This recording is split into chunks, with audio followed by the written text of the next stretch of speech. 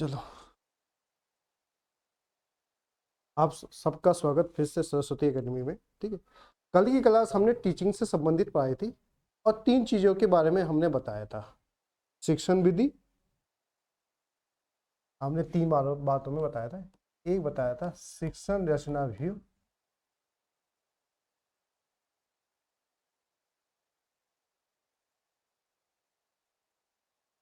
शिक्षण विधि,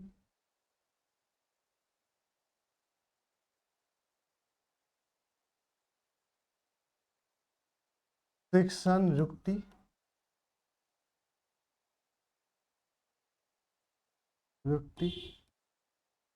और शिक्षण प्रवृत्ति।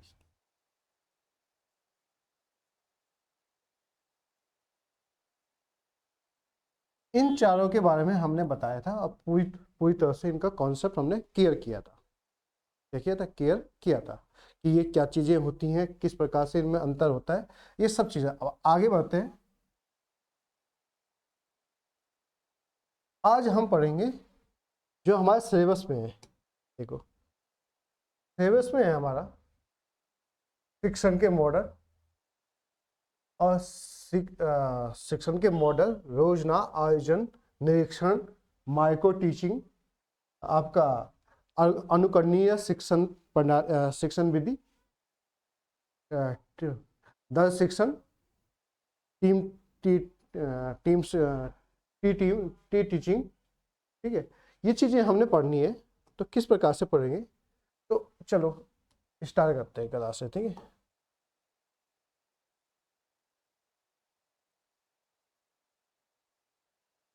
तो हमने ये सब चीजें पढ़ दी थी। आगे क्लास स्टार्ट करते हैं। देखो, जो शिक्षण विधि होती है, क्या होती है? शिक्षण विधि है जो हमने शिक्षण के मॉडल या शिक्षण विधि पढ़नी है। शिक्षण की विधियों के प्रकार कितने होते हैं? देख तो परंपरागत होती है, एक शिक्षण केंद्रित होती है और एक बाल केंद्रित होती है। तो तीन प्रकार की शिक्षण नहीं होती है। परंपरागत गतिविधि जैसे व्याख्या विधि है। शिक्षण की व्याख्या विधि क्या है या वर्णन विधि क्या है? एक प्रकार की परंपरागत विधि है जो सदियों से चलती आई है, जैसे व्याख्या करना। ठीक है, एक अलावा पाठ्य पुस्तक, जो पाठ्य पुस्तक की व्याख्या विधि है परंपरागत है। शिक्षक केंद्रित विधि आपकी काफी होती है, जैसे कहानी विधि है, व्याख्या विधि है। ठीक है, और बालकों पे केंद्रित विधि है आपकी रोजना, समस्या समाधान विधि, प्रयोगशाला विधि और प्रक्षेत्रित विधि। अब एक चीज बताते हैं। देखो, हमने कहा शिक्षक केंद्रित, तो शिक्षक केंद्रित विधि कौन होगी? जो रचना व्यू वाली होती है, जो हमने कल बताया था शिक्षण रचना व्यू, वो शिक्षक केंद्रित होती है ज्यादातर। क्या होती है? शिक्षक केंद्रित होती है। बाल केंद्रित ज्यादातर आपका शिक्षण विधि होती है या प्रवृत्ति होती है। ठीक है, सिंपल क्वेश्चन है, ज्यादा नहीं है। ठीक है, अब जैसे देखो, शिक्षण विधि और शिक्षण प्रवृत्ति दोनों में मैंने कल अंतर बताया था। दोनों में क्या बताया था कल? अंतर बताया था मैंने आपको। तो रोजना विधि, प्रश्न विधि, अनुवर्ग शिक्षण विधि, शैक्षणिक खेल विधि, अनुकरणीय विधि, निरीक्षण विधि, पाठ प्रदर्शन विधि, खोज विधि, ब्रेन स्टॉर्मिंग विधि, परिपक्षा विधि। ये सब आपकी शिक्षण विधियां हैं और इनको हमने पढ़ना भी है विस्तार पूर्वक। शिक्षण प्रवृत्तियों में देखो, वितरण प्रवृत्ति, वर्णन प्रवृत्ति, व्याख्या प्रवृत्ति, दृढ़ प्रवृत्ति, पुनः अभ्यास प्रवृत्ति और अन्वेषण अन्वेषण विधि, अन्वेषण प्रवृत्ति। तो ये हमने ये विधियां भी पढ़नी है। क्या है? ये विधियां भी पढ़नी है। इन विधियों को भी हम पढ़ेंगे। ठीक है, अब आपके सिलेबस में देखो केवल दो विधियों का हमको इंक्लूड किया है, रोजना विधि, माइक्रो टीचिंग, अनुकरणीय विधि। जो ये है देखो, अनुकरणीय विधि, ये सिलेबस में मेंशन करके उन्हें जो सिलेबस दे रखा है। इसके अलावा उन्होंने बाकी सब विधियों को शिक्षण मॉडल के अंदर धार दिया है।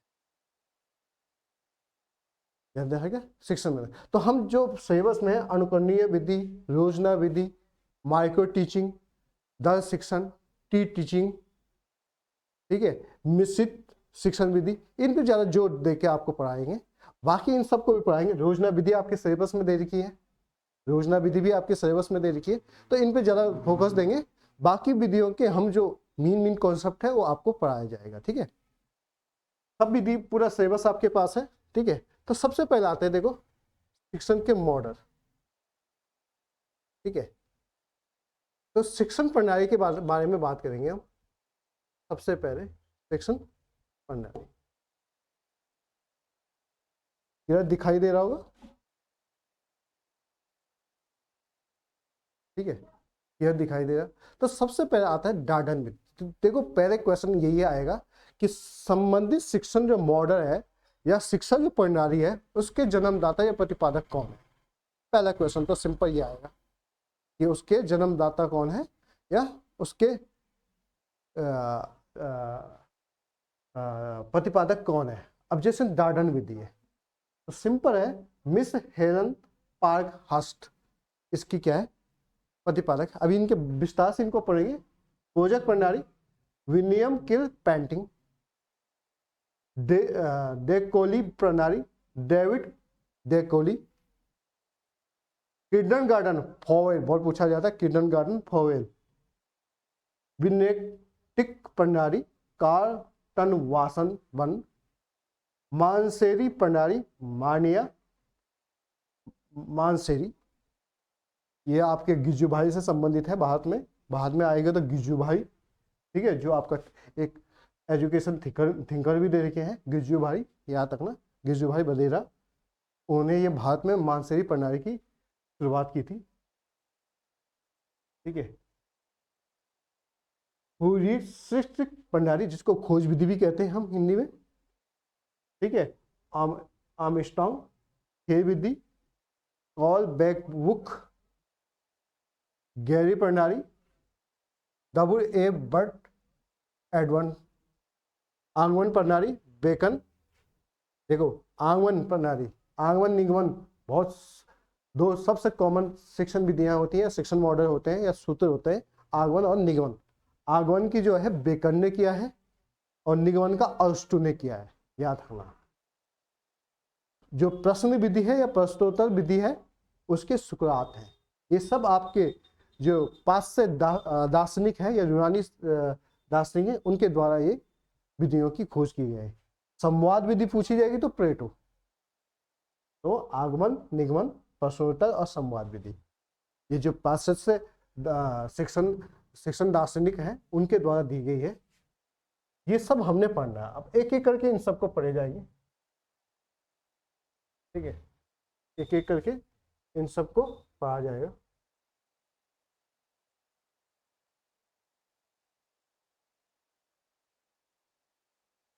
देखो सबसे पहला आता है डार्डन विधि,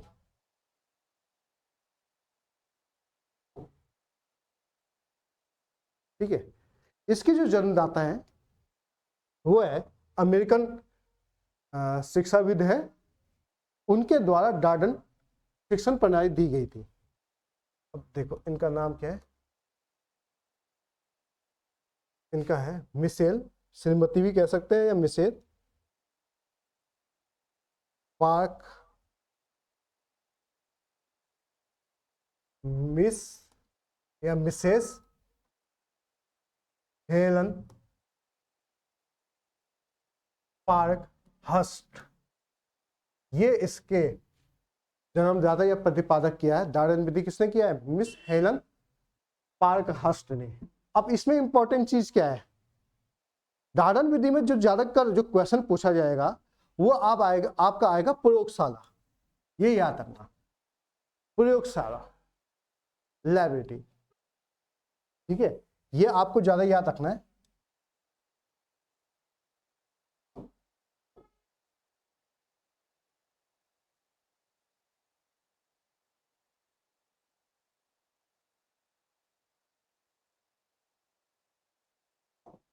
तो प्रयोगशाला, हर विषय की एक प्रयोगशाला होनी चाहिए। ये किस मॉडल में लिखा गया है? डार्डन प्रणाली में इस बात पे जिक्र दिया गया है कि किस शिक्षण मॉडल में या शिक्षण प्रणाली में हर विषय की एक प्रयोगशाला पे जोर दिया गया है, वो है आपकी डाल्टन प्रणाली। ठीक है, इसके अलावा बच्चों को स्वतंत्र पूर्वक ज्ञान का अर्जन करना है, स्वतंत्रता पूर्वक वो ज्ञान को खुद ही ले सके, स्वतंत्रता पूर्वक बच्चों को ज्ञान अर्जन का अवसर देना है। तो ये वैसे भी कॉमन है, कई शिक्षण प्रणाली में आता है, मगर जो इसकी यूनिक चीज है वो है हर विषय की एक प्रयोगशाला, इसकी डाल्टन की। ठीक है, समय सारणी होती है, समय सारणी। ठीक है, तो डाल्टन विधि में एक ही क्वेश्चन आएगा कि या तो इसका प्रतिपादक पूछा जाएगा, या तो इसका प्रतिपादक पूछा जाएगा, या तो इसके विषय में कुछ पूछी, मैंने 4 ऑप्शन देंगे, बताएंगे भाई इसमें से डाल्टन प्रणाली ने किस पे ज्यादा फोकस दिया है। तो हर विषय की प्रयोगशाला, ये याद रखना। और समय सारणी भी है, ये तीनों ऑप्शन है। अगर आता है आपका प्रोजेक्ट विधि, अगर आता है आपका प्रोजेक्ट विधि, क्या आता है? प्रोजेक्ट विधि कौन कौन सी है, प्रोजेक्ट विधि कौन कौन सी है आपकी? तो देखो, प्रोजेक्ट विधि का जो जन्मदाता है, वैसे इसका जो सूत्रपात है वो है जॉन डीवी, सूत्रपात है वो है वैसे जॉन डीवी। कौन है? John Dewey. मगर इसका जो वास्तविक प्रतिपादक है जिन्होंने इसको शिक्षण में लाया है, वो है आपका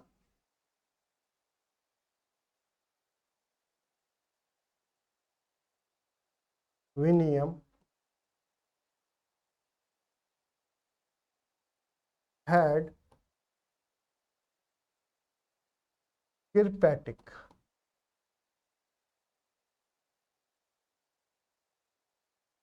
विलियम हेड किरपैट्रिक, इनके द्वारा ये शिक्षण में प्रोड्यूस किया गया। तो ओरिजिनल में आपका आंसर ये होगा कि विलियम हेड पेंटिंग है। अब इसमें क्वेश्चन क्या आएंगे, इसकी जो मेन चीजें हैं वो कौन कौन सी है, वो मेन चीजें कौन कौन सी है ये आपको पता होनी चाहिए कि इसमें क्वेश्चन क्या आ सकता है। तो जो प्रोजेक्ट प्रणाली है, इसके अंतर्गत माने सीखने की जो परिस्थितियां हैं उनको उत्पन्न करना, माने अभिरुचि या मोटिवेशन पैदा करना। तो परिस्थिति उत्पन्न करना, पहला परिस्थिति उत्पन्न करना, बालकों को नवीन शिक्षा देना, नवीन इनोवेशन करना है, अन्वेषण करना है, स्वयं सामाजिक वातावरण को पूर्ण करना है। बच्चों को ऐसी शिक्षा देना है कि ऐसा एक कार्य देना है जिससे वह सामाजिक शिक्षा भी ले सके। ठीक है, तो ये 3 पॉइंट है इसमें प्रोजेक्ट विधि में आपके। तो परिस्थिति उत्पन्न करना है सीखने के लिए, बालकों को नवीन शिक्षा देना है, और स्वयं सामाजिक वातावरण को पूरा करने के लिए प्रेरित करना है। ठीक है, तो ये है प्रोजेक्ट विधि। जल्दी करते हैं, बहुत है इसमें। अगला चाहता है, अगर आता है आपका डेकोरी विधि।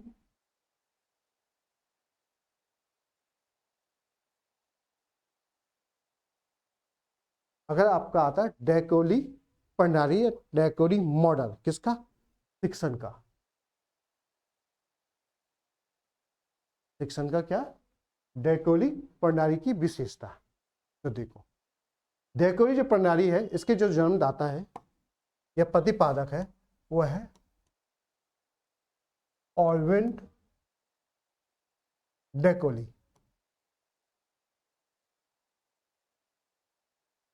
ऑलविन डेकोली, इन्होंने जीवन के लिए जीवन द्वारा शिक्षा, वेरी इंपॉर्टेंट है, जीवन के लिए जीवन द्वारा शिक्षा। किस मॉडल की बात करता है? तो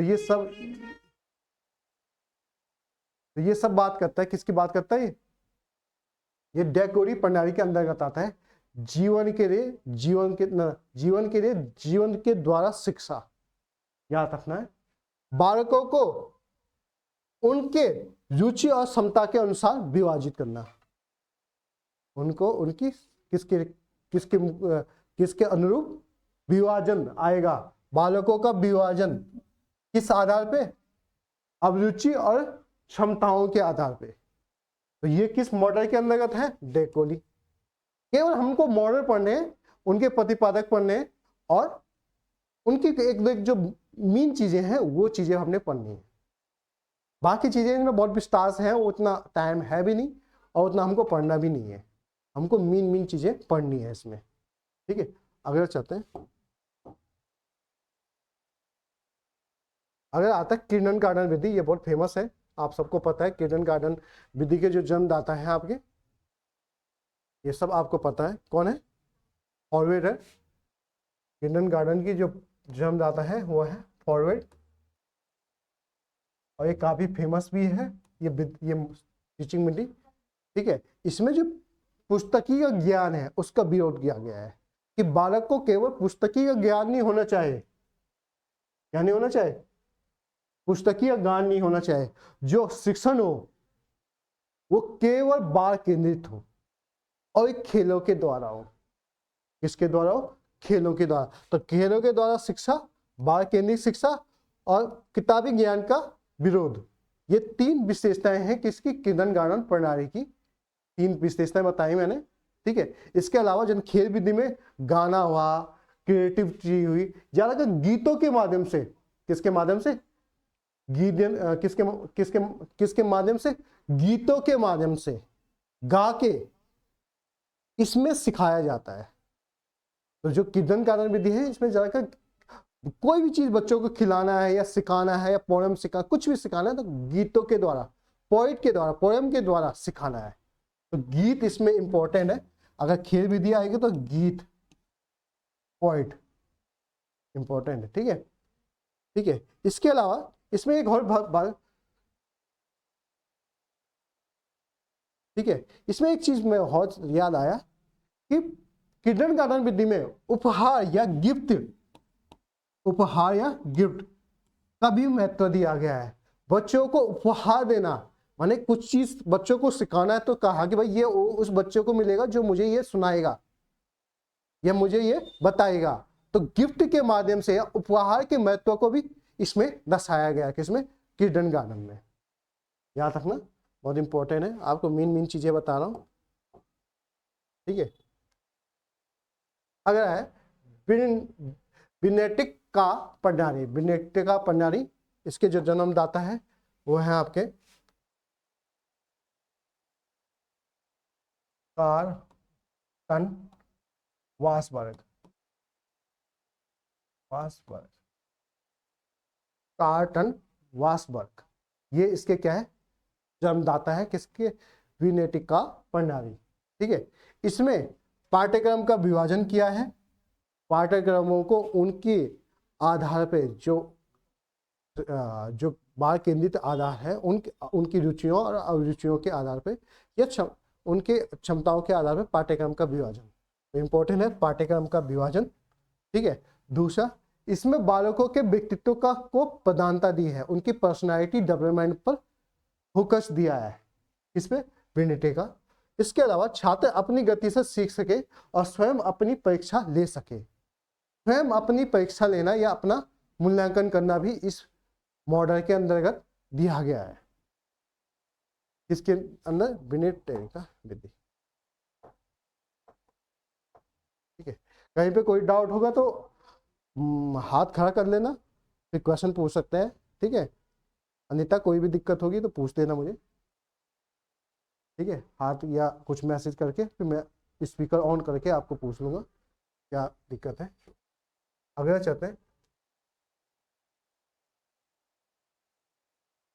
अगर आता है बहुत इंपॉर्टेंट, इस बार इससे क्वेश्चन बनने की काफी संभावना है। इस बार मानसरी प्रणाली से क्वेश्चन आने की संभावना बहुत अधिक बनी हुई है, क्योंकि ये हमारे थिंकर्स में भी दे रखे हैं और मॉडल में भी है, और इससे क्वेश्चन आने की संभावना इस बार मुझे ज्यादा लग रही है, ठीक है।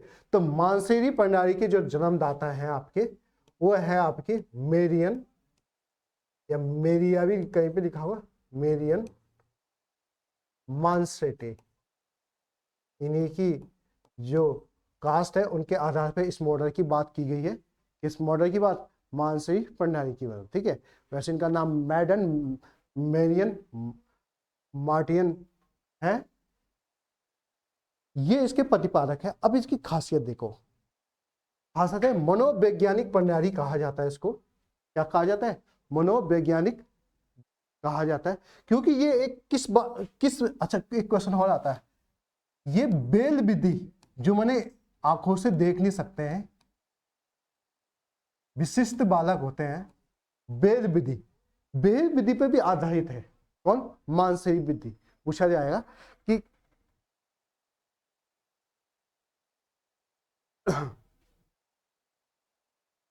किस विधि पे?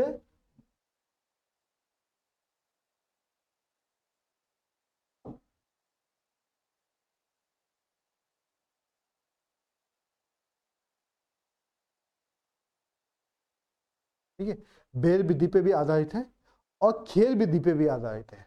कौन? मानसही प्रणाली। ठीक है, और एक मनोवैज्ञानिक विधि है। कौन? मानसही प्रणाली। ठीक है, इसमें जो विभिन्न प्रकार के खिलौने होते हैं, क्या होते हैं? खिलौने होते हैं। एक प्रकार से खिलौनों से संबंधित बने जो आपके खिलौने हैं,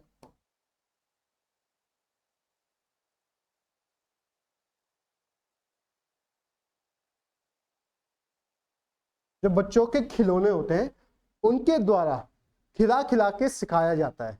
तो खेल विधि पे भी आधारित है। इस पे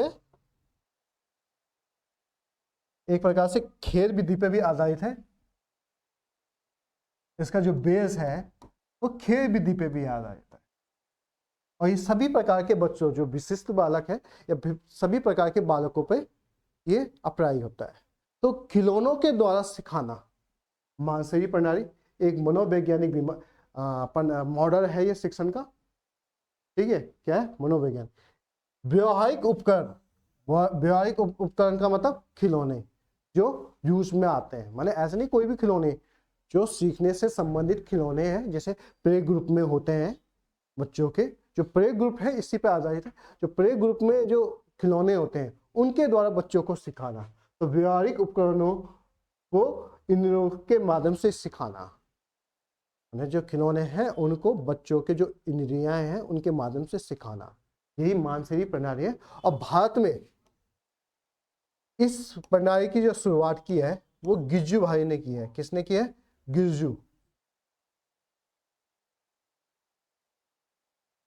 गिरजू भाई बधेरा। आपके पास थिंकर्स, एक थिंकर्स भी दे रखे हैं एजुकेशन सिग्नल फर्स्ट यूनिट में, गिरजू भाई, उनके द्वारा ये भारत में प्रारंभ किया गया था। किनके द्वारा? ये व्यवस्था की, और ये उन्होंने 5 साल से कम बच्चों पे किया था। ये व्यवस्था किसके लिए है? जो प्ले ग्रुप है 5 साल के कम बच्चों के लिए।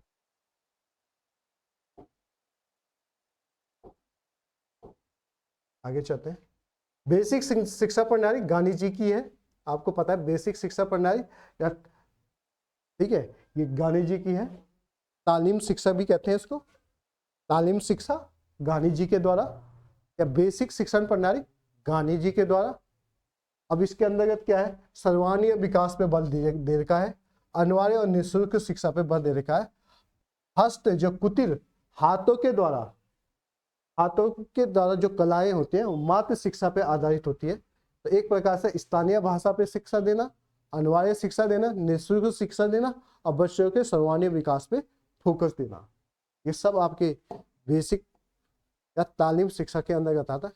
गहरी शिक्षा प्रणाली डब्ल्यू ए भट्ट ने दे रखी है। किसने दे रखी? डब्ल्यू ए भट्ट ने दे रखी है। ठीक है, इसके अंतर्गत भी जो विशेषता है वो कॉमन है, स्वतंत्रता पूर्वक खेल विधि के द्वारा सिखाना है। ठीक है, बाकी जो विधियां बची हुई है, जैसे ये इसमें मैंने विस्तार से बता रखा है।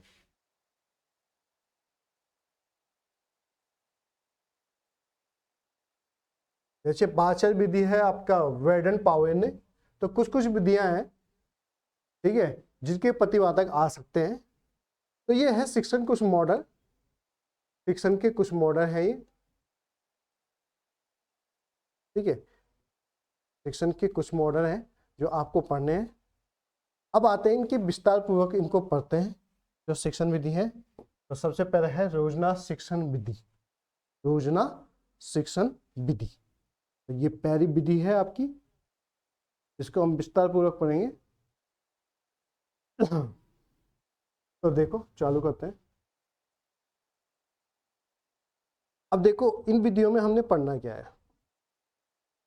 सबसे पहले योजना विधि हो, निरीक्षण विधि हो, व्याख्या विधि हो, या आपका पाठ योजना विधि हो, या आपका अनुकरणीय विधि हो, अनुवर्ग विधि हो, ठीक है, अन्वेषण विधि हो, खोज विधि हो, ठीक है, पाठ योजना विधि हो, इनके अंतर्गत पढ़ना क्या है। तो सबसे पहले ये किस पे आधारित है या किस पे केंद्रित है, पहला क्वेश्चन किस पे केंद्रित है, इनके प्रतिपादक कौन है, दो, तीसरा इनका स्वरूप क्या है, किस बेस पे ये सेक्शन करते हैं, ठीक है, इनके सोपान स्टेप क्या होते हैं, किस प्रकार से इनको अप्लाई किया जाता है। तो मैंने आपको शिक्षण विधि में बताया था, शिक्षण विधि चेंज नहीं होती है, जैसे है वैसे ही आती है। भाई रचना व्यू है, जैसे पाठ योजना विधि है, वो चेंज कर सकते हैं, और जो शिक्षण विधियां हैं वो फिक्स है, क्या है, फिक्स है।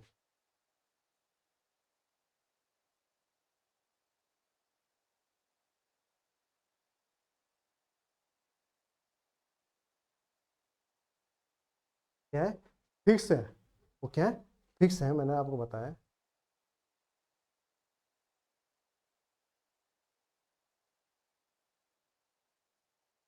क्या है, फिक्स है।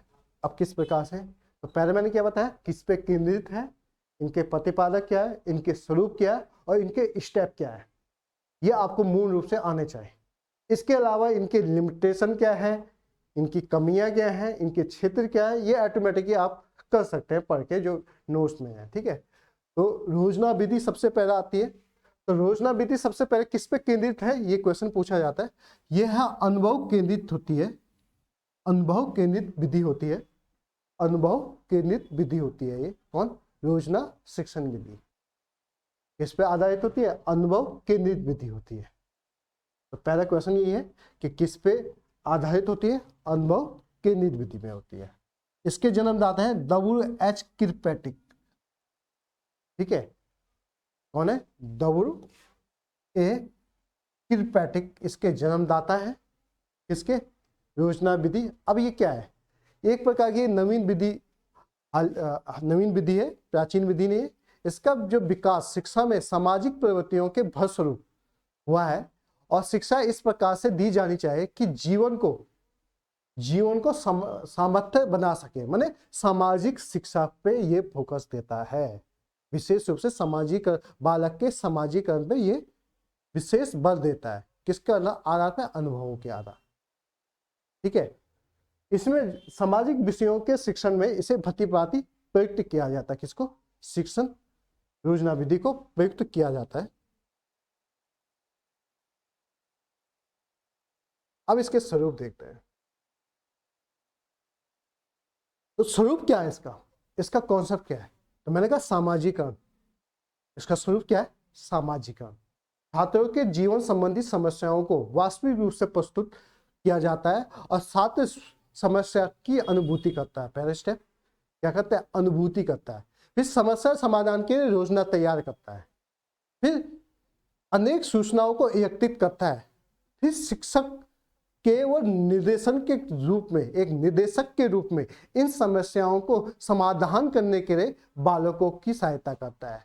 बालक स्वयं विषय वस्तु की सामग्रियों के आधार पे या अध्ययन के आधार पे इन समस्याओं का समाधान करता है। तो कुल मिला के एक प्रकार से छात्र केंद्रित विधि है, और ये छात्र अनुभवों के द्वारा, अनुभव केंद्रित छात्र जो होता है वो अनुभवों को लेकर अपने समस्या का समाधान करता है। कौन से समस्या का समाधान, सामाजिक, तो एक प्रकार से बालकों के सामाजिकरण का की जो समस्याएं हैं उनका समाधान के लिए इस योजना विधि का प्रयोग किया जाता है। छात्र केवल क्या होता है, छात्र केवल शिक्षक केवल एक निर्देशक का कार्य करता है, एक प्रकार से अनुदेशन क्रियाएं करता है, शिक्षण नहीं करता। क्या करता है, अनुदेशन, केवल एक प्रकार से उनकी हेल्पर के रूप में रहता है, निर्देशित के रूप में रहता है। अब इसके जो नियम है वो क्या क्या है, इसके जो नियम है वो क्या क्या है, वो हमने पढ़ने। ठीक है, नियम है जैसे छात्रों में सामाजिक गुण तथा सहयोग की भावना को विकास होता है, और क्योंकि उन्हें समूह में कार्य करना पड़ता है। छात्र अधिक क्रियाशील रहता है क्योंकि वो स्वयं के अनुभवों से सीखता है। ठीक है, उपयोगिता का विषय, उपयोगिता माने जो हम सामाजिक चीजें हैं उनकी उपयोगिता पे ज्यादा महत्व देता है, तो उपयोगिता पे ज्यादा महत्व देता है। जो समस्या समाधान होता है वो छात्रों के जीवन से संबंधित होता है, या उनके जो भी उनकी वातावरण में जो समस्याएं आती हैं उनके आधार पर होता है। जो सीखने वाला होता है उसकी कृत्रिम परिस्थितियां बनाई नहीं होती है। देखो, अधिगमन परिस्थितियों में कृत्रिमता नहीं होती है, ये पॉइंट आपने नोट करना है। ठीक है, अधिगमन परिस्थितियों में कृत्रिमता नहीं होती है, बनावटी नहीं होती है कोई भी। ठीक है, आगे चलते हैं। अब इसके स्टेप में आते हैं। तो इसके स्टेप नहीं, इसको 4 भागों में किरपैट्रिक ने बांटा गया है। इस योजना को 4 भागों में बांटा है। किसको? योजना विधि को 4 भागों में बांटा है। पहला है रचनात्मक, जिसमें छात्र किसी कार्य को संपन्न कर सके। दूसरा है समस्या केंद्रित, छात्रों के समक्ष समस्या प्रस्तुत किया जाए जिससे वे उसके समाधान को खोजने का प्रयास कर सके। तीसरा है सामूहिक अध्ययन, छात्र को ऐसा कार्य दिया जाता है जिससे वो सामूहिक रूप से अभ्यास पूर्ण कर सके। और लास्ट है इसका कलात्मक, ऐसी समस्या का समाधान करे जिससे उसकी सौंदर्यपूर्ण की क्षमताओं का विकास हो सके। कुल मिला के समूह में ये योजना शिक्षण विधि प्रयोग में ली जाती है। कई बालकों को एक सामाजिक समस्या प्रस्तुत की जाती है और उसका समाधान उनके द्वारा खुद निकाला जाता है। तो इन एक प्रकार से उनकी क्षमताओं का विकास, सामाजिक क्षमताओं का विकास करना है। स्टेप आते हैं। ठीक है, 6 स्टेप है इसके योजना विधि के। 6 स्टेप है। पहला स्टेप है छात्रों के जीवन संबंधी समस्याओं का चयन किया जाता है। पहला स्टेप चयन करना, किसका? समस्या का। और किस पे आधारित? सामाजिक पे या उनके जीवन से संबंधित। दूसरा समस्या का चयन तथा उनके स्वरूप को समझना, कि जो हमने समस्या चयन किया है उसका समझना कि किस प्रकार की वो समस्या है। फिर उस समस्या के समाधान के लिए योजना तैयार करना, फिर उसको क्रियान्वित करना, फिर उसका मूल्यांकन करना और अंतिम उसका आलेख तैयार करना कि हमने इसके अंतर्गत क्या क्या अनुभव किए हैं या किस प्रकार से हमने इस समस्या का समाधान किया है। तो 6 स्टेप है। चयन करना, उसको समझना, योजना तैयार करना, क्रियान्वित करना, मूल्यांकन करना, अंतिम में आलेख तैयार करना।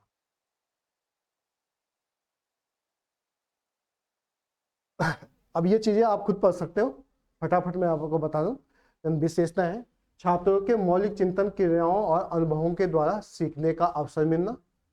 छात्रों को नवीन ज्ञान जीवन से संबंधित करके दिया जाता है, इसे यह अधिक उपयोगी होता है और छात्र रुचि लेता है। छात्रों में सूझ की क्षमताओं का विकास होता है। मनोवैज्ञानिक और सामाजिक अधिनियमों पर आधारित होता है। किस पे आधारित होता है? मनोवैज्ञानिक और सामाजिक। विद्यालय के सभी विषयों को समर्पित रूप से पढ़ाया जाता है, इससे बोध गम्य में माने समझने में अधिकता होती है। छात्रों में ज्ञान के साथ सामाजिक गुणों का विकास होता है। सीमाएं क्या है? विषयों को क्रमबद्ध रूप से नहीं दिया जाता है, माने क्रमबद्ध रूप से नहीं कि इसके बाद ये समस्या है, इसके बाद ये समस्या है। या तक योजनाओं का वास्तविक रूप देने के लिए अधिक व्यय करना होता है। अगर हम योजनाओं को इसको वास्तविक रूप देंगे तो हमको मॉडल तैयार करना पड़ता है, तो उसमें काफी खर्चा आ जाता है। ठीक है, सभी विषयों और विषय की समझ से पाठ्य पुस्तक के लिए योजना विधि प्रयुक्त नहीं होती है। सभी सामाजिक गुणों का विकास नहीं किया जा सकता है। अधिगमन के लिए उद्देश्यों की प्राप्ति नहीं किया जा सकता है। उच्च कक्षाओं में इसको अप्लाई नहीं किया जा सकता है। और विषयों का ज्ञान जो क्रमबद्ध जो विषय होते हैं क्रमबद्ध रूप से इसका ज्ञान बच्चों को नहीं दिया जा सकता। तो कुल मिला के बच्चों के अंदर सामाजिक गुण का विकास करना है, उनको स्वयं अपनी समस्याओं का समाधान करने के लिए योजना विधि हमेशा प्रेरित करती है, या शिक्षक के द्वारा उनकी समस्याओं को स्वयं उनके द्वारा समाधान करने के लिए ये योजना विधि अपनाई जाती है। ठीक है, तो ये है योजना विधि। योजना विधि का मैंने पूरा आपको सार बता दिया। ठीक है, छात्र अनुभव केंद्रित विधि होती है। छात्र स्वयं ही समस्या का चयन करता है और स्वयं ही इसको समाधान करता है। शिक्षक केवल मार्गदर्शक का काम करता है। ठीक है, 6 स्टेप बताए, इसके प्रतिपादक क्रियापटिक है, ये आपको बताया। तो योजना विधि इस प्रकार से कार्य करती है। ठीक है, अगली विधि पे चलते हैं। अगर ये आती है प्रश्न विधि, देखो प्रश्नोत्तर विधि आपका अस्तु ये, ठीक है, पेटो प्रश्न विधि। प्रश्न विधि क्या है? तो इसका एक कथन है टी लेमन के द्वारा कि प्रत्येक शिक्षक की यह आकांक्षा होती है कि वह सही और सुंदर प्रश्नों करने की योग्यता प्राप्त कर सके। देखो, शिक्षक वो है जो प्रश्न पूछ सके और सही और सटीक प्रश्न पूछ सके। ठीक है, तो ये योग्यता है कि स्किल है किसकी? शिक्षक की। तो प्रश्न विधि में शिक्षक किस पे आधारित होता है? शिक्षक पे आधारित होता है, शिक्षक केंद्रित होता है। और तभी लिखा है कि प्रत्येक शिक्षक की यह अभिलाषा या एक योग्यता होनी चाहिए कि वो एक स्वयं सही और सुंदर प्रश्न की पूछने की योग्यता रखता हो। प्रश्नों के माध्यम से बालक के मस्तिष्क को क्रियाशील बनाया जा सकता है और इसके अतिरिक्त प्रश्नों का प्रयोग निम्नलिखित उद्देश्यों से। देखो, प्रश्न क्यों पूछे जाते हैं? जब हम लेक्चर मेथड देते हैं या कोई चीज पढ़ाते हैं तो कक्षा में उत्साह लाने के लिए या रुचि लाने के लिए बीच बीच में प्रश्न पूछे जाते हैं, जिससे बच्चे एक्टिव रहे, क्या रहे? निष्क्रिय ना पड़े, एक्टिव रहे। तो आपके जो प्रश्नों की कला होती है, शिक्षक की जो प्रश्नों की कला होती है वो अच्छी होनी चाहिए, जिससे जो बालक है वो समय समय पर एक्टिविटी उनके अंदर मौजूद है, निष्क्रिय ना बने। उद्देश्य देखो, बालक के पूर्व ज्ञान, मनोदशा, रुचि और समस्याओं से अवगत होने वाले क्वेश्चन होने चाहिए। बालक की रुचि और ध्यान को आकर्षित करने से, बालक के पूर्व अनुभवों को नवीन अनुभवों से जोड़ने की दृष्टि से, बालक के बौद्धिक विकास एवं उपलब्धियों को एक निश्चित गति एवं दिशा प्रदान करने के लिए, बालकों की विचार और विश्लेषण शक्ति को विकसित करने के लिए, पाठ्य पुस्तक की पुनरावृत्ति को फली प्राटी व्याख्या प्रस्तुत करने की दृष्टि से, प्राप्त ज्ञान और अनुभवों का मूल्यांकन करने के लिए इस दृष्टि से पूछे जाने वाले प्रश्नों को प्रतिक्रियात्मक प्रश्न की संज्ञा दी गई है, परीक्षात्मक प्रश्न की संज्ञा दी गई है। ठीक है, तो ये जो मीन चीजें हैं आप पढ़ सकते हैं, कॉन्सेप्ट को क्वेश्चन को कर सकते हैं। ठीक है, काफी विधियां हैं तो इससे जल्दी जल्दी चलेंगे। जो इंपॉर्टेंट विधि होगी उस पर जस्ट टाइम लगेगा, बाकी जो इजी विधियां हैं उनको जल्दी जल्दी करेंगे। प्रश्नों के प्रकार, तो प्रश्न 2 प्रकार के होते हैं, एक शिक्षात्मक होता है, एक परीक्षात्मक होता है। ठीक है, रक्स के अनुसार देख बीच बीच में कथन भी बता रहा हूँ, 2021 में कथन काफी पूछे गए थे, 3-4 कथन 2-3 कथन पूछे गए थे पेपर में। तो रक्षण के अनुसार जो शिक्षात्मक प्रश्न के द्वारा विचार क्रिया विकसित होती है, क्या होती है? शिक्षात्मक प्रश्नों के द्वारा विचार क्रिया विकसित होती है तथा परीक्षात्मक प्रश्नों के द्वारा स्मृति पक्ष को बढ़ावा देता है। तो देखो, जो शिक्षात्मक है वो क्रिया विचार को विकसित करता है और जो परीक्षात्मक पक्ष होता है वो याददाश्त माने मेमोरी पक्ष को क्या करता है? बढ़ावा देता है, याद करने के लिए, बोध स्तर। ठीक है, ठीक है। अब प्रश्न किस स्तर के होते हैं? सबसे पहले प्रस्तावना के स्तर, विकासात्मक पक्ष के अक्षर, पुनरावृत्ति प्रश्नों का स्तर, पाठ के मूल्यांकन से संबंधित स्तर के को। ठीक है, तो ये पूछे जाएंगे तो आप आसानी से कर सकते हैं। प्रस्तावना से संबंधित जब किसी पाठ का शुरुआत करते हैं तो प्रस्तावना से संबंधित जो पूर्व ज्ञान आधारित है उस पर पूछा जाता है। विकासात्मक प्रश्न का स्तर होता है, पुनरावृत्ति प्रश्न बार बार पूछे जाते हैं। ठीक है, प्रश्नों का प्रमुख लक्ष्य होता है ज्ञान को ठोस करना, विचारों को यथार्थ स्थान पर रखना तथा सुव्यवस्थित करना। पाठ के मूल्यांकन का स्तर। ठीक है, तो पूरे पाठ के मूल्यांकन की अवस्था आती है जो प्रश्नों की सहायता लेनी पड़ती है। इस स्तर को निबंधात्मक और वस्तुनिष्ठ दोनों प्रकार से होने चाहिए। तो पाठ का जो मूल्यांकन होना चाहिए वो निबंधात्मक और वस्तुनिष्ठ दोनों प्रकार के होने चाहिए। अच्छे प्रश्न के लक्षण। ठीक है, तो वही अच्छे पर्सन सरल होने चाहिए, सुस्त रूप से शुद्ध माने प्योर होने चाहिए, स्पष्ट होने चाहिए, कोई डाउट वाले क्वेश्चन नहीं होने चाहिए। ठीक है, ठीक है। अच्छे प्रश्नों का स्वरूप शॉर्ट होना चाहिए और सीधा होना चाहिए। ठीक है, अर्थ इनका निश्चित होना चाहिए पर ध्वनि नहीं होनी चाहिए।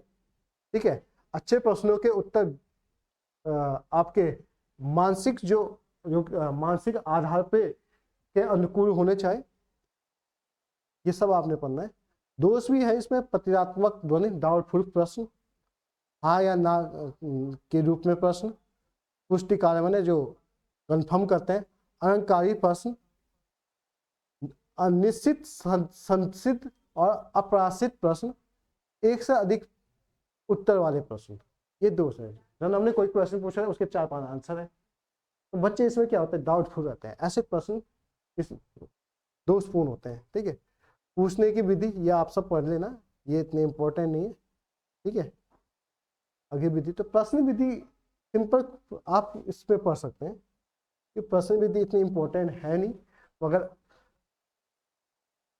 नोट्स में पूरे लिखे गए हैं।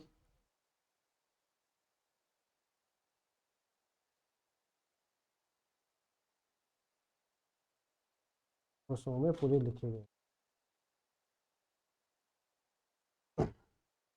ठीक है, नोट्सों में ये पूरे लिखे गए हैं।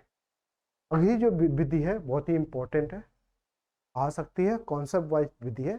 यह है अनुवर्ग शिक्षण विधि। अनुवर्ग, डिवाइडेड। ठीक है, अनुवर्ग माने हर सब्जेक्ट का हर विषय से टीचर। अनुवर्ग का मतलब क्या होता है, अलग अलग सब्जेक्टों का अलग अलग टीचर, माने जिस टीचर को जिस क्षेत्र में ज्यादा अधिक आता है वो टीचर उस स्थिति की समस्या का समाधान करे। कॉन्सेप्ट ये, आगे चलते हैं क्या है। तो अनुभव किस प्रकार की विधि है, प्रवृत्तिवादी भी है और लोकतांत्रिक विधि भी है। प्रवृत्तिवादी क्यों है, शिक्षक का प्रवृत्तिवादी होता है।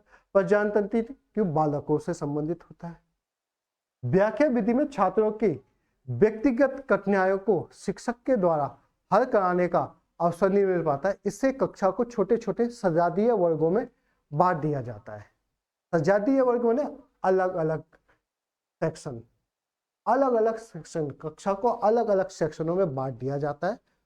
ठीक है, और एक अनुवर्ग को एक शिक्षक को सौंपा जाता है, माने एक वर्ग एक सेक्शन को एक शिक्षक को सौंपा जाता है।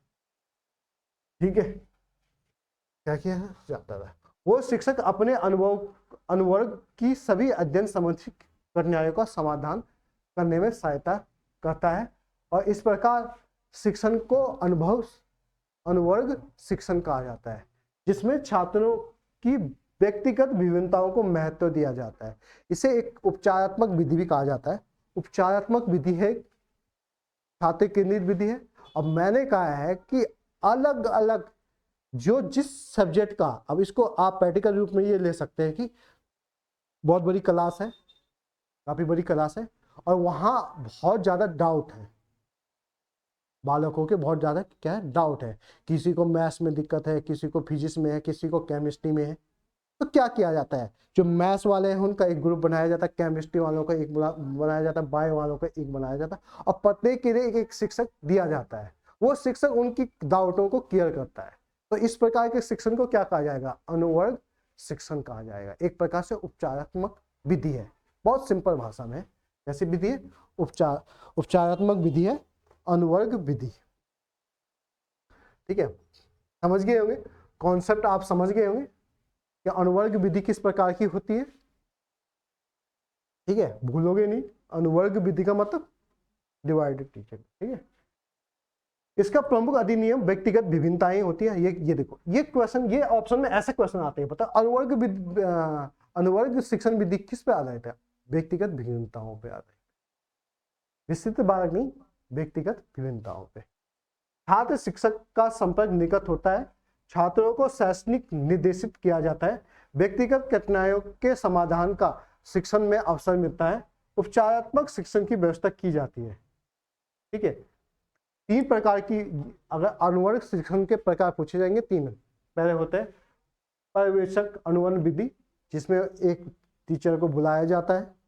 ठीक, इसमें छात्र और शिक्षक नियमित रूप से मिलते हैं, छात्र निबंधों को पढ़ते हैं और शिक्षकों के प्रश्नों का उत्तर देने का प्रयास करते हैं तथा उन पर वाद प्रतिवाद करते हैं। और यह विधि प्रतिसारी छात्रों के लिए अधिक प्रभावशाली होती है, जिसमें पाठ्य पुस्तक की गहनता और स्वतंत्रता अवसर प्रदान किया जाता है। सामूहिक अनुवर्ग विधि, इसको दल शिक्षण भी कह सकते हैं आप, सामूहिक। ठीक है, इस प्रकार के शिक्षण सामान्य स्तर के छात्रों के लिए अधिक उपयोगी होते हैं। यह उनकी आवश्यकताओं की पूर्ति करता है, जिसमें सामाजिक मनोविज्ञान की पृष्ठभूमि होना आवश्यक होता है। शिक्षक को सामूहिक गतिशीलता का बोध किया जाता है। देखो, ये प्रतिसारी बालकों के लिए, अगर पर्यवेक्षक अनुवर्ग शिक्षण आएगा तो प्रतिसारी बालकों के लिए, सामान्य बालकों के लिए सामूहिक शिक्षा। ठीक है, प्रयोगात्मक अनुबंध शिक्षा। ठीक है, अनुबंध शिक्षा ये सामूहिक और व्यक्तिगत दोनों ही होती है। देखो, पूछा जाएगा, अब क्वेश्चन पूछा जाएगा, पर्यवेक्षण अनुवर्ग शिक्षण किस प्रकार की विधि है? व्यक्तिगत है। सामूहिक है। प्रयोगात्मक व्यक्तिगत भी है, अगर विशेष बालकों को देना है तो व्यक्तिगत, और पूरी क्लास को देना है सामूहिक। वर्कशॉप भी कह सकते हैं इसको एक प्रकार से। उपयोग क्या है? अनुवर्ग शिक्षण के उपयोग क्या है? तो इसके उपयोग देखो, व्यक्तिगत शिक्षण की दृष्टि से यह एक बहुमूल्य विधि समझी जाती है। शिक्षक को उपचारात्मक शिक्षण का अवसर मिलता है, छात्रों के पूर्ण ज्ञान से अभाव की पूर्ति की जा सकती है, छात्रों को अपनी कठिनाइयों के समाधान का अवसर मिलता है और निष्पक्ष स्तर तक बढ़ता है। शिक्षण उद्देश्यों की प्राप्ति अधिकतम रूप में की जा सकती है। तो ये विशेषताएं जल्दी जल्दी। अब इसकी सीमाएं कहां तक है? इसकी सीमाएं कहां तक है, ये चीजें पढ़नी। तो देखो, शिक्षक पक्षपात व्यवहार करता है। अब मैंने कहा प्रतिसारी बालक, सामान्य बालक या पिछड़ा बालक, तो इसमें जब हम कहते हैं अनुवर्ग शिक्षण करते हैं तो इसमें शिक्षक का पक्षपात रूप का व्यवहार प्रस्तुत होता है। हर जगह नहीं होता, कहीं कहीं होता है, ऐसा भी नहीं सभी इस विधि में होगा ही होगा, होता है। सभी छात्रों की कठिनाई में रुचि नहीं लेता है शिक्षक, तो इसका सबसे बड़ा दोष है। सीमाएं माने दोष है, दोष। ठीक है, अधिक बोलने वाले छात्र या अधिक जो ज्यादा बोलता है उसको अवसर ज्यादा मिलता है, जो कम पूछता है उसको अवसर नहीं मिलता, तो अवसर की समानता इसमें नहीं होती है। ठीक है, एक शिक्षक सभी विषयों की कठिनाइयों को समाधान करने में असमर्थ होता है, तो इसे अनुवर्ग शिक्षण किया जाता है। कक्षा के वर्गों में स्पर्धा की भावना का विकास हो जाता है, इसमें कंपटीशन का भावना हो जाता है। एक प्रकार से आप अलग अलग ग्रुपों को बांट रहे हैं, अधिक प्रतिसारी, सामूहिक, पिछड़ा, इनमें बात है, तो इनमें एक प्रकार से कंपटीशन की भावना का विकास हो जाता है या प्रतिस्पर्धा का भावना का विकास हो जाता है। ठीक है, सुझाव आप खुद पढ़ लेना, ये आ भी सकते हैं। ठीक है, तो आपको जो मैंने शिक्षण मॉडल पढ़ाए हैं और कुछ विधियां पढ़ाई है, कुछ विधियां आपको पढ़ाई है। ठीक है, जैसे मैंने आज आपको शिक्षण मॉडल पढ़ाया, डार्डन विधि है, मानसरी प्रणाली है। ठीक है, आपका डेकोली मॉडल है, एजुकेशन मॉडल है। ठीक है, आपका विभिन्न प्रकार के जो मॉडल पढ़ाए हैं। इसके अलावा जो योजना शिक्षण विधि है, प्रस्तुत शिक्षण विधि है, अनुवर्ग शिक्षण विधि है, ये आपको पढ़ाया गया है। अगर किसी भी बालक को कोई डाउट होता है इनमें, तो वो मुझसे पूछ सकता है या व्हाट्सएप कॉल करके या मैसेज करके मुझे इन डाउटों को क्लियर कर सकता है। क्या कर सकता है? इन डाउटों को क्लियर कर सकता है। बाकी मैंने कहा है, जो ये सब नोट्स हैं, जो बच्चे ज्वाइन करेंगे ऑनलाइन क्लास है, उनको ये पीडीएफ इसी फॉर्म में, देखो जैसे जो मैं पढ़ा रहा हूँ वही फॉर्म में आपको पीडीएफ सेंड किया जाएगा। ऐसा नहीं कि पीडीएफ कुछ और है और यहाँ पे कुछ और पढ़ाया जाएगा। जो ये चीज़ पढ़ाई जाएगी यही पीडीएफ आपको मिलेगा। इसके अलावा नया बैच चालू हो रहा है, जिनको इवनिंग में बैच ज्वाइन करना है वो मुझे कांटेक्ट कर सकता है मेरे नंबर पे और इंफॉर्मेशन ले सकता है इवनिंग के बैच का। ठीक है, तो इवनिंग में भी एक बैच चालू हो रहा है, अभी ये मॉर्निंग का बैच है और इवनिंग में जिन बच्चों को ज्वाइन करना है वो मुझे कांटेक्ट कर सकता है, ठीक है। कल हम जो पढ़ेंगे, हम पढ़ेंगे शैक्षणिक विधि, ठीक है, शैक्षणिक विधि पढ़ेंगे, शैक्षणिक खेल विधि, और जो आपके सिलेबस में है अनुकरणीय शिक्षण विधि, अनुकरणीय शिक्षण विधि हम यहाँ पे पढ़ेंगे। बाकी जो इसके पीछे जो सामाजिक कौशल विधि है ये मैं दोबारा पढ़ाऊंगा इसको, मगर पे इसका कॉन्सेप्ट हम क्लियर कर देंगे। अनुकरणीय शिक्षण विधि सामाजिक रूप से क्या होती है, फिर इसके सामाजिक विषय में जो स्किल है, कौशल है, उसको जो ये है सामाजिक कौशल का विकास या अनुकरणीय सामाजिक आपके सिलेबस में दे रखा है, वो मैं विस्तार से आपको पढ़ाऊंगा, ठीक है। ये बहुत इंपॉर्टेंट विधि है आपके सिलेबस में, ठीक है। निरीक्षण विधि है, ठीक है। पाठ योजना विधि है या पाठ प्रदर्शन विधि भी कह सकते हैं। ऐतिहासिक खोज विधि है जो हरकुरिस विधि होती है आपकी। ब्रेनस्टॉर्मिंग विधि है, परिपक्षा विधि है, ठीक है। तो ये आपको पढ़ना है। इसके अलावा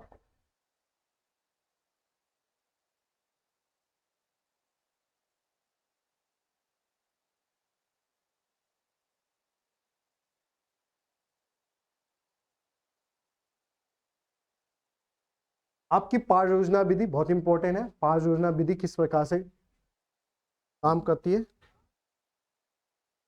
इसके उद्देश्य, ये बहुत इंपॉर्टेंट है विधि, हर बार पेपर में पूछी जाती है पाठ योजना, ठीक है। अगर आपकी संक्षिप्त पाठ योजना इसी के अंतर्गत आ जाती है। सूक्ष्म शिक्षण विधि आपके सिलेबस में दे रखी है, वेरी इंपॉर्टेंट, ये हम पढ़ेंगे। सूक्ष्म शिक्षण विधि, दर शिक्षण पढ़ेंगे, इकाई शिक्षण विधि,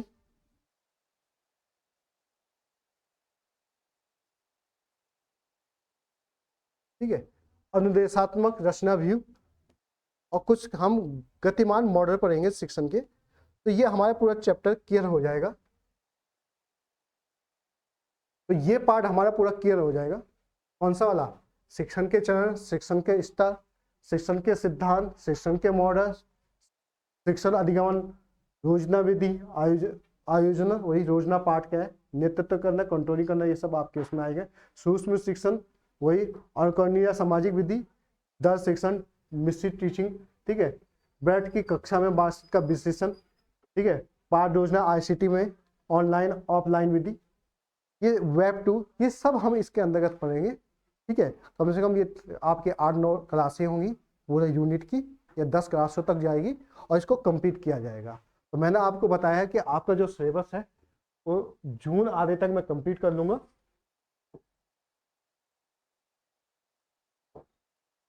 जून आधे तक आपका कंप्लीट हो जाएगा, ठीक है। जो ये एकेडमिक एटीट्यूड का सिलेबस है ये कंप्लीट हो जाएगा। आपको टॉपिक टेस्ट जब ये यूनिट खत्म हो जाएगी ये टीचिंग एप्टीट्यूड की, तो इसमें आपको एक टेस्ट पेपर दिया जाएगा, टॉपिक टेस्ट 200 नंबर का, आपको 2-3 दिन पहले दिया जाएगा। फिर इस पर डिस्कशन हम यहाँ पे कर लेंगे एक एक करके क्वेश्चनों का, ठीक है। धन्यवाद, कल फिर से मिलते हैं।